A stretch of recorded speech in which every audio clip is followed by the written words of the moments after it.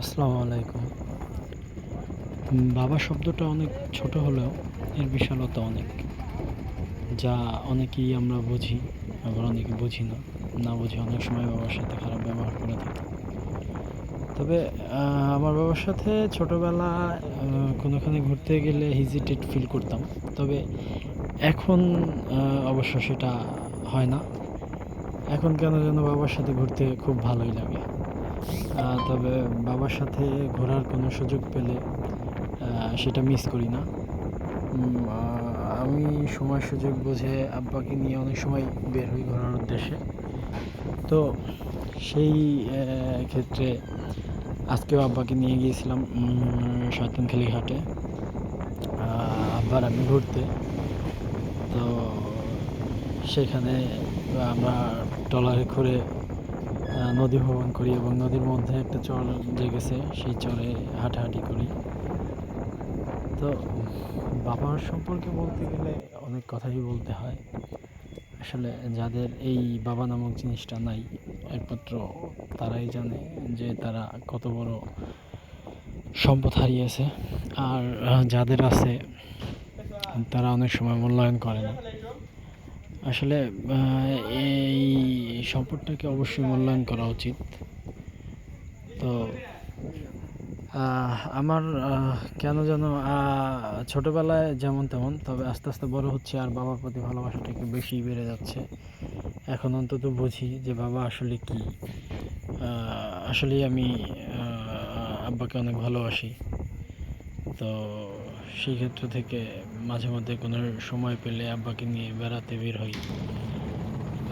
আর ছোটোবেলা থেকে বাবা দূরে ছিল, সেই ক্ষেত্রে এখন যেহেতু কাছে আছে, যতটুকু সম্ভব বাবাকে সময় দিই।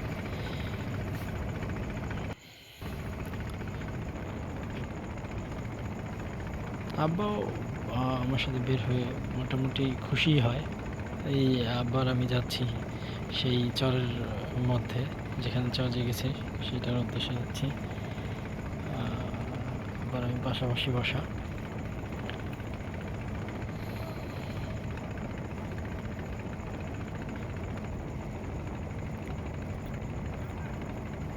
জায়গাটা আসলে অনেক সুন্দর ছিল, খুবই সুন্দর, যা না বললেই নয়। কারো ইচ্ছা থাকলে এই জায়গাটায় যেতে পারেন। এটা শয়তানখালী ঘাট থেকে ট্রলার যোগে পদ্মার মধ্যে যেই চরটা জেগেছে সেই চরটাই, বাই চান্স কোনো উদ্দেশ্য ছিল না আমাদের সেইখানে যাওয়ার। হঠাৎ করে ঘাটে যাওয়ার পর এক বড় ভাইয়ের বললো, তাই চলে গেলাম আব্বাকে নিয়ে। তো যাওয়াতে আব্বা অনেক ভালোই লাগছিল আব্বার কাছে। তো আব্বাকে নিয়ে ঘুরতে যাওয়া এটাও আর একটা খুবই অনেক বড় একটা শান্তির ব্যাপার। যাদের বাবা বেঁচে আছে অবশ্যই উচিত আপনারা বাবাকে একটু আলাদাভাবে সময় দিবেন, বাবার সাথে ঘুরতে বের হবেন। আসলে তারা বেশি কিছু চায় না আপনার কাছ থেকে, আপনার এই সাপোর্টটাই চায়। তাদের সাথে ঘুরতে বের হইলে তাদের অনেক ভালো লাগে। হয়তো বা আপনাকে কখনো বলতে পারবে না, কিন্তু আপনি যদি বের হন সে মানা করবে না, সে অবশ্যই আপনার সাথে বের হবে। তো আমি চাই, আমি যতদিন বেঁচে আছি, আমার বাবা যতদিন আছে, আমি বাবার সাথে এভাবে ঘুরতে চাই। আর হচ্ছে বাবার যেন হাসি খুশি থাকে এই চেষ্টাও করব। ছোটোবেলায় অনেক জায়গায় আব্বার সাথে গেছি। তো সেখানে কেন জানি ইচ্ছা হইতো না আব্বার সাথে যাইতে, যে বোরিং মনে হইতো। কিন্তু এখন মানে আব্বার সাথে যাইতে পারাটার অনেক ভালো লাগার একটা জায়গা মনে হয়। যে বেশিরভাগ সময়ই আমি আব্বার সাথে এখন বেরোইতে চাই, যাইতে চাই, আব্বার আমি একসাথে যাইতে চাই, বা যে কোনো কাজ করতে গেলে আব্বার কাছে অনুমতি নিই, আব্বার সাথে পরামর্শ করি। মানে এখন ব্যাপারটা হয়ে গেছে আব্বার সাথে মানে এতটাই ফ্রি যে সব ব্যাপারেই আব্বার সাথে আলাপ করা যায়। তো আসলেই বাবা জিনিসটাই মনে হয় এমন যে ছোটোবেলায় শাসন করলে ওই শাসনটা ভালো না লাগলেও আমরা বড় হইলে এটা বুঝতে পারি। আব্বার মুখের হাসিটাই যেন আমার জীবনের সর্বোচ্চ সুখের স্থান, সুখের জায়গা।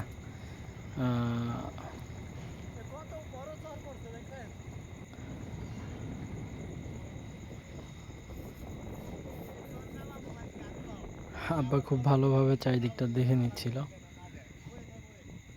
কারণ এইভাবে ঘোরার উদ্দেশ্যে কখনো আব্বার কোনো জায়গায় যাওয়া তো হয় নাই, হয়তো বা আমার উদ্দেশ্যেই আজকে আব্বা ঘুরতে পারতেছে।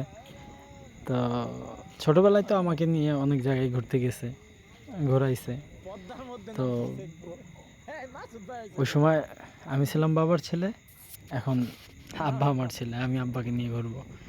তো দোয়া চাই, সবাই দোয়া করবেন আমি যেন আমার আব্বাকে এইভাবে ভালোবাসতে পারি, আর হচ্ছে আব্বাকে নিয়ে ঘুরতে বেড়াইতে পারি।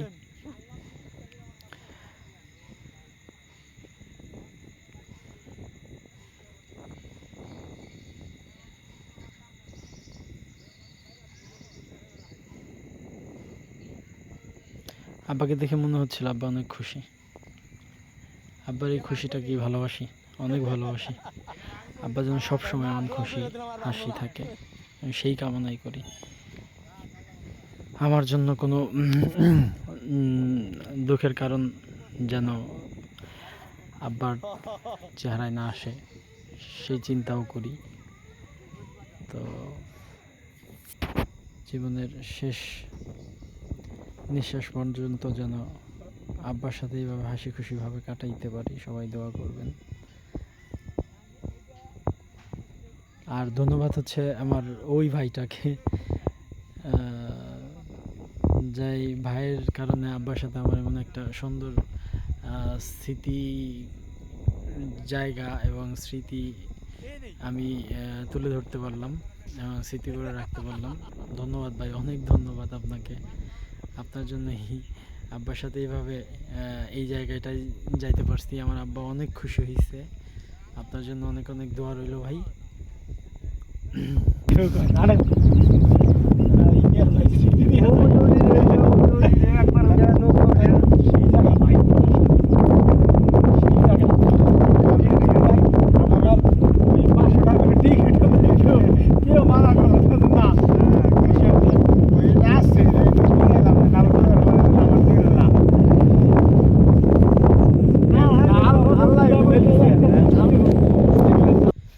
কারো যাওয়ার ইচ্ছা থাকলে যাইতে পারেন ভাই, খুবই সুন্দর একটা চর।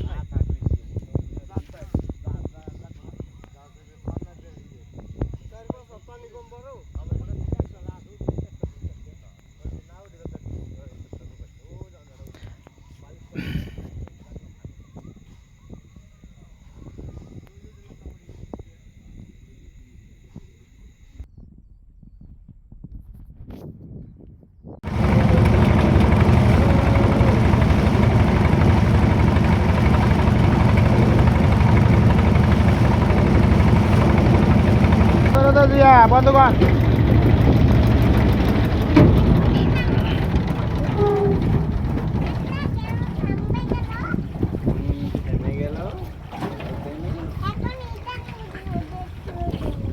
নামেন আব্বা।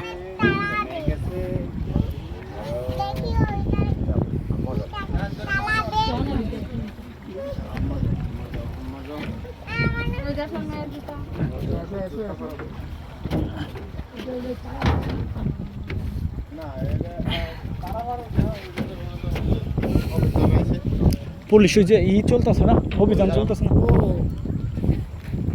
না না বা ভাই